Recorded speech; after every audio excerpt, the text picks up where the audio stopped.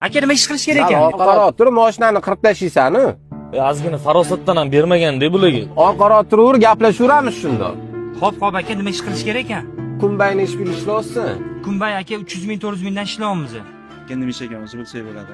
300 ming 400 ming qatdan olsa bunaqa narxi. Normal ish ishlab turib bizni topmayapmiz-ku kuniga.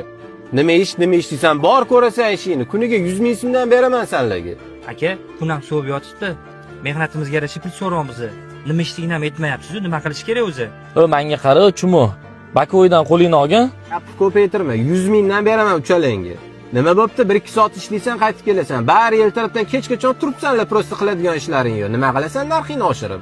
Aka, narx oshirayotganimiz-ku, mehnatimizga yarasha pul so'rayapmiz. O'zi mardikor bo'lsang, senda qanaqa mehnatga yarasha pul bo'ladi, ukam? Boshni qotirmasdan o'tir, ishni bitirasan, kelasan. Aka, biz ham odammiz. Ja bunchalik kibrlanmang. Tarkibimiz bitta-yu. Sizga shu mol-u dunyolarni kim bergan? Bilay, o'zidan bula domlani yoqib oldi-yu. Xudo bergan. Sizga shu mol-u dunyoni bergan Alloh bizga ham berishi mumkinmi? Bo'lishi mumkin.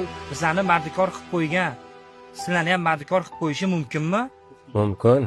Nimangizga kerilyapsiz? Siz ham bitta biza qatori odam ekansiz-ku, aka. Ketdim. Aka 100 ming bo'lsa hisobga o'raylik. Ya menga qarab, bitta narsani esingdan chiqazmagin. Avvaliy xor bo'lsa, oxiriy xor bo'lmasin. Tushundingmi?